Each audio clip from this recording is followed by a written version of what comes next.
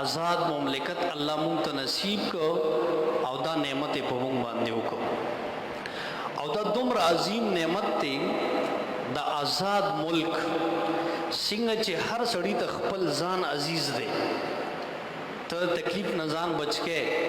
ته ځان خوشاله اوسېدل غواړې ته پرسکون اوسېدل غواړې ته چې څنګه ځان ته خوښ دی د دقه خپل وطن سره مینه کول دا هم لازم او ملزوم دی او دا د قرآن د آیات نه معلومیږي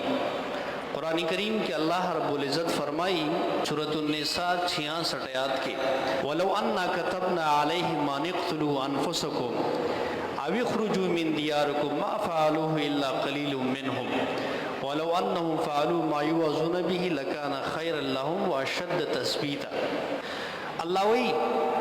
یو کدی خلکو باندې ما دا مقرر کړی و چې خپل ځان ووجنه یعنی سنت دا د اطاعت رسول مضمون په دې سورې نساء کې روان دی چې تاسو د پیغمبر د سنت اطاعت وکړي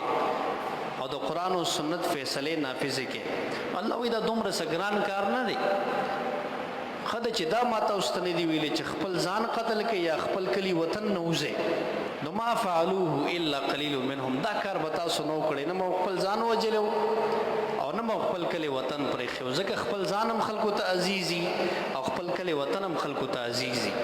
نو الله دا تذکره چې کړي د پدې کې د ځان او د وطن اهمیت هم خولې دي چې وطن ډېر خوږ خاوري هر چاته ګراني د فطري یو مینې دی وطن سره زموږ په فطرت کې دا ده او بیا چې د قربانۍ نه بعد آزاد شي او هغه وطن چې لکونو خلکو هغه د پاره دعاګانې غوښتې وي قربانۍ ورکړي بیا خو داسې نعمت په ډېر حفاظت کې قرآن کې یو قانون دی د الله رب العزت الله فرمایي د نعمت متعلق ولئن شکرتم لازیدنکم که تاسو زما په نعمت چې ما باندې کم نعمت کړی وي کاغه صحتي کاغه مال دولتي کاغه علمي کاغه نور سکون او آرامي او کاغه زادي وي کم نعمت چم دی که تاسو شکر وویسته نو لازیدنکم زب ضرور تاسو د نعمت زیات کم شکر سره نعمت نورم ډیری ورپسې جمله وی ولئن کفرتم ان عذابی لشدید کنا شکری مو کړه زما د نعمت تلما صحت در کړي دا د صحیح استعمال نک بیا په دې صحت کې سترګې دي غوګونه دي لاس پی دي عقل او دماغ دی نو ته ځان ته ګوره په تابانه الله سور نعمتونه کړي دي نو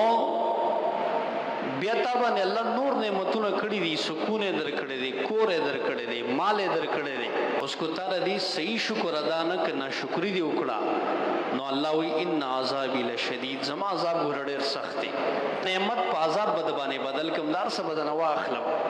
دغه سي ازادي یو آزاد خطه کې جون کول دا د الله رب العزت یو ډېر عظیم نعمت دی او چې کوم خلک د دین نعمت شکریا صحیح طریقې سره ادا نه کی دا دویمه جمله د آیات ته ووري چې ان عذابی لشدید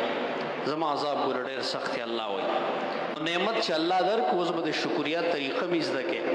چې دې صحیح طریقې سره شکر ادا کوم چې الله دا نعمت وانه خلی بلکې دې کې اضافه وشي